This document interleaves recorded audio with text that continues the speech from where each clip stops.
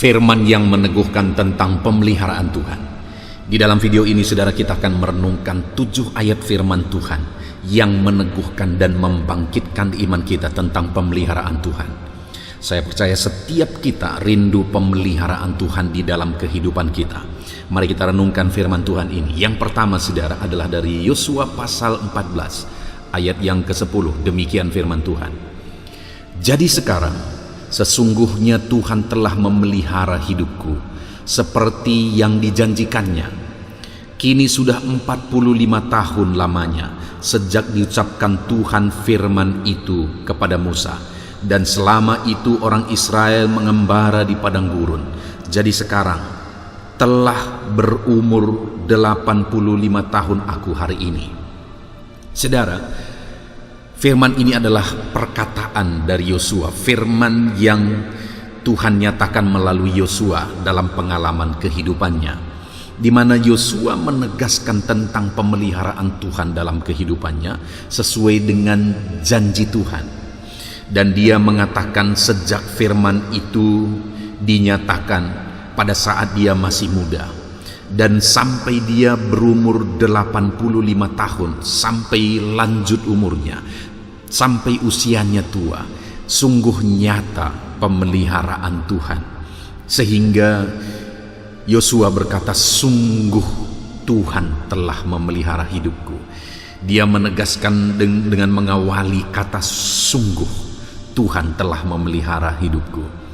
Saudara, dari sini kita belajar bagaimana seorang Yosua mengalami pemeliharaan Tuhan dalam kehidupannya di sepanjang pengiringannya akan Tuhan, bahkan sampai masa tuanya. Tuhan sungguh-sungguh memelihara kehidupannya.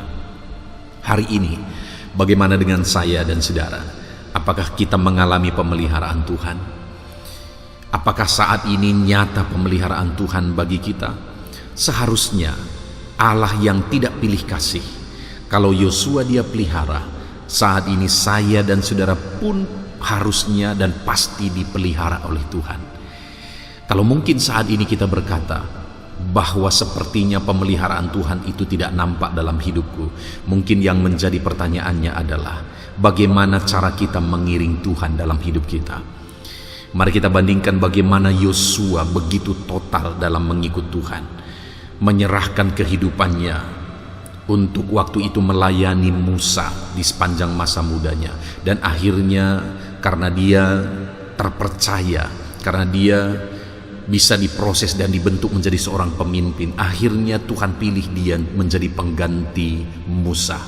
Dan selama dia memimpin orang Israel, dia lakukan yang terbaik, tidak ada cacat yang tertulis tentang hidupnya. Sehingga sungguh-sungguh nyata pemeliharaan Tuhan dalam kehidupannya. Bagaimana dengan kehidupan kita?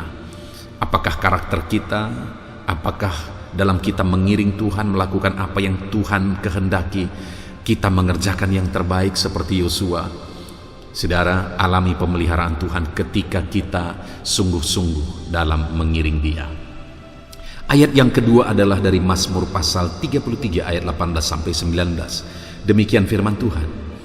Sesungguhnya mata Tuhan tertuju kepada mereka yang takut akan Dia, kepada mereka yang berharap akan kasih setianya, untuk melepaskan jiwa mereka daripada maut dan memelihara hidup mereka pada masa kelaparan. Pemazmur ini mengawali ayat ini juga dengan kata sesungguhnya. Dan dia menjanjikan dan menyatakan bagaimana pemeliharaan Tuhan, bahwa Tuhan melepaskan jiwa umatnya, Tuhan memelihara kehidupan umatnya pada masa sukar, pada masa kelaparan sekalipun. Dan umatnya yang bagaimana yang akan mengalami pemeliharaan Tuhan? Dikatakan di sini sesungguhnya mata Tuhan tertuju kepada mereka yang takut akan Dia. Jadi umat Tuhan yang mengalami pemeliharaan Tuhan adalah umat Tuhan yang takut akan Tuhan. Dan yang kedua, kepada mereka yang berharap kepada kasih setianya. Jadi dua hal yang ditegaskan untuk mengalami pemeliharaan Tuhan di dalam ayat ini saudara adalah dengan hidup takut Tuhan, dengan berharap kepada kasih setia Tuhan. Hari ini kalau saya dan saudara rindu mengalami pemeliharaan Tuhan, rindu melihat pemeliharaan Tuhan pada masa-masa sukar di dalam kehidupan kita. Maka apapun yang terjadi, apapun kondisinya, mari kita jalani kehidupan yang takut akan Tuhan, dan mari kita berharap sungguh-sungguh kepada kasih setia Allah. Andalkan Tuhan yang penuh kasih setia, berharap kepada Dia yang penuh kasih setia, dan Allah yang penuh kasih setia itu akan menyatakan pemeliharaannya atas kehidupan kita. Takutlah akan Tuhan, berharaplah kepada Tuhan, maka engkau akan dipelihara.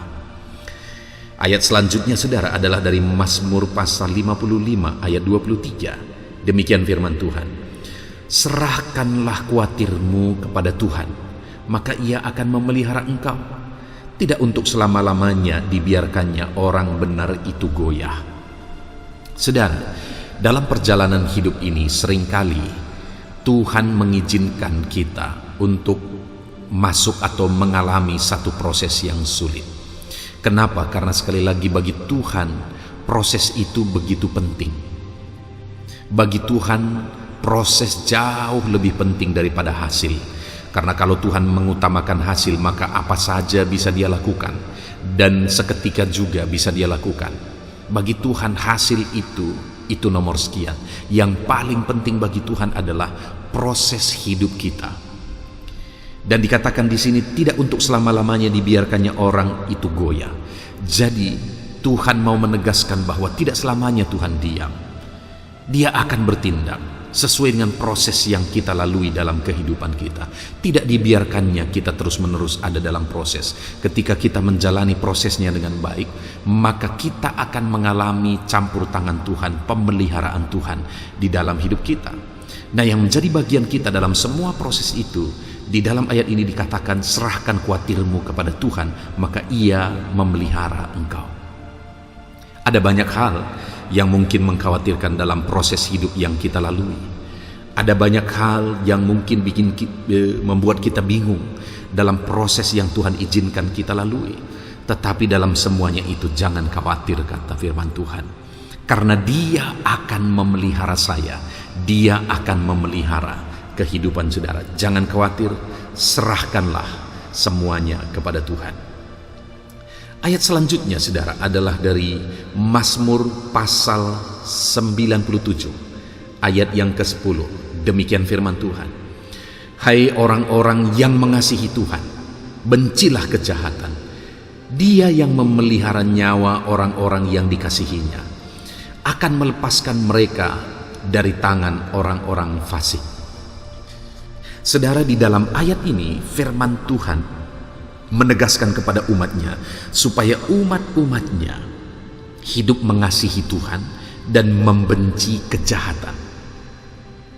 Dan dikatakan bahwa Dialah yang memelihara orang-orang yang dikasihinya. Siapa yang Dia kasihi sesuai dengan konteks ayat ini? Orang yang dikasihinya adalah orang yang hidup mengasihi Dia dan membenci kejahatan. Hidup dalam kebenaran, melakukan apa yang Dia kehendaki, itulah bukti mengasihi Tuhan. Dan membenci kejahatan, itulah bukti mengasihi Tuhan. Membenci hal-hal yang bertentangan dengan firman Tuhan, itulah bukti mengasihi Tuhan. Dan bagi orang yang mengasihi Dia, Tuhan juga memberi jaminan bahwa Dia memelihara mereka dan melepaskan mereka dari tangan orang-orang fasik. Saudara, hari ini kalau kita rindu pemeliharaan Tuhan, yang menjadi pertanyaannya bagi saya dan saudara, apakah kita hidup mengasihi Dia dengan melakukan apa yang berkenan di hadapannya dan membenci apa yang tidak berkenan di hadapannya? Saudara, di akhir zaman ini, di zaman modern ini, seringkali orang-orang mengharapkan pemeliharaan Tuhan, mengharapkan kasih Tuhan, padahal dia sendiri tidak mengasihi Tuhan. Terlalu banyak orang yang kompromi dengan kejahatan dan mereka mengharapkan mujizat. Dengar saudara, firman Allah ini menegaskan bahwa hai orang-orang yang mengasihi Tuhan, bencilah kejahatan, maka Dia akan memelihara engkau, orang-orang yang dikasihinya. Ayat selanjutnya saudara adalah dari Mazmur 116 ayat 5-6. Demikian firman Tuhan, Tuhan adalah pengasih dan adil, Allah kita penyayang, Tuhan memelihara orang-orang sederhana. Aku sudah lemah, tetapi diselamatkannya aku. Pemazmur ini juga menceritakan kesaksian kehidupannya di dalam ayat yang singkat ini, saudara, di mana dia menyatakan bahwa Tuhan itu pengasih, Tuhan itu penyayang, Tuhan itu adil, bahkan Tuhan itu memelihara kehidupannya. Tuhan menyelamatkan dia. Dia berkata, aku sudah lemah, aku sederhana, tetapi dia menyaksikan bahwa Tuhan peduli, Tuhan memelihara, Tuhan mengasihi dia. Hari ini, saudara, orang-orang yang mungkin tidak dipedulikan, orang-orang yang mungkin dianggap rendah, orang-orang yang bahkan mungkin sudah tiada berdaya, tidak ada yang memperhatikan. Tetapi Tuhan mengasihi, Tuhan memperhatikan, Tuhan menyayangi, Tuhan memelihara. Mungkin bahkan saat ini saya dan saudara ada di antara kita yang mungkin kita hari ini sudah begitu lelah, kita sudah begitu lemah terhadap kondisi dan keadaan kehidupan yang kita alami dalam hidup kita. Tetapi dengar saudara, ada Tuhan yang memperhatikan saudara, ada Tuhan yang menyayangi kehidupan saudara. Ayat selanjutnya saudara adalah dari Kejadian pasal 45 ayat 5. Demikian firman Tuhan. Tetapi sekarang janganlah bersusah hati dan janganlah menyesali diri, karena kamu menjual aku ke sini. Sebab untuk memelihara kehidupanlah Allah menyuruh aku mendahului kamu. Saudara, ayat ini adalah firman yang merupakan perkataan Yusuf, di mana ketika abang-abangnya datang ke Mesir dan Yusuf memperkenalkan diri kepada mereka, abang-abangnya begitu ketakutan karena pada masa lalu abang-abangnya ini telah berusaha untuk membunuh Yusuf, bahkan menjual dia menjadi budak. Tetapi setelah Yusuf ada di Mesir dan berhasil bahkan menjadi pemimpin di sana, dan Tuhan memakai Yusuf untuk memelihara kehidupan manusia pada zaman itu yang terancam kelaparan. Saudara, ketika Yusuf sudah berhasil dan abang-abangnya ini datang ke Mesir dan Yusuf memperkenalkan diri kepada mereka bahwa dia sudah menjadi pemimpin sekarang, ada kalimat Yusuf yang luar biasa, saudara. Dia berkata bahwa janganlah susah hatimu, jangan menyesali diri, karena waktu itu engkau telah berusaha untuk membunuh aku. Ada satu hal yang dipahami oleh Yusuf yang sangat dalam dan sangat luar biasa, di mana dia berkata, untuk memelihara kehidupanlah Allah menyuruh aku mendahului kamu. Artinya apa? Yusuf mengakui bahwa semua proses yang begitu menyakitkan, semua proses yang begitu membuat dia menderita, dia menyadari itu semua adalah proses yang dikehendaki Tuhan untuk dia jalani, untuk dia sampai di Mesir dan akhirnya menjadi pemimpin di Mesir. Dan pemahaman itulah yang menjadikan Yusuf menjadi orang yang sukses dan berhasil. Hari ini saudara, mungkin ada banyak hal yang kita tidak pahami dalam kehidupan ini. Tetapi sekali lagi mari kita belajar menyadari seperti Yusuf, bahwa semua proses yang kita alami hari ini sekalipun begitu menyakitkan, begitu menderita, proses ini akan menuntun kita kepada rancangan Tuhan di masa depan. Rancangan itu rancangan yang besar. Yusuf begitu menderita, dia berusaha untuk dibunuh, bahkan dijual, difitnah lagi, masuk penjara. Tetapi sekali lagi, Allah punya rencana yang besar dalam hidupnya. Semua proses itu dipakai oleh Tuhan sehingga dia sampai di Mesir, bahkan sampai di istana menjadi pemimpin. Berapa berat pun proses yang saudara jalani hari ini, sadarilah bahwa itu merupakan proses menuju rancangan Tuhan yang besar atas hidupmu. Ayat yang terakhir saudara adalah dari Kejadian pasal 50 ayat 20. Demikian firman Tuhan. Memang kamu telah mereka-rekakan yang jahat terhadap aku, tetapi Allah telah mereka-rekakannya untuk kebaikan, dengan maksud melakukan seperti yang terjadi sekarang ini, yakni memelihara hidup satu bangsa yang besar. Ini masih kalimat Yusuf dalam peristiwa yang sama, saudara. Ada kalimat Yusuf yang luar biasa, dia berkata, memang engkau telah mereka-rekakan kejahatan bagiku, tetapi Tuhan telah mereka-rekakannya untuk kebaikan. Artinya apa? Niat jahat orang lain, bagi dia sadar bahwa Tuhan mengubah itu menjadi kebaikan, untuk menjadi sesuatu hal yang besar. yang akan memelihara kehidupan manusia di masa depan dan akhirnya tergenapi dalam hidup Yusuf. Demikian juga saya dan saudara hari ini.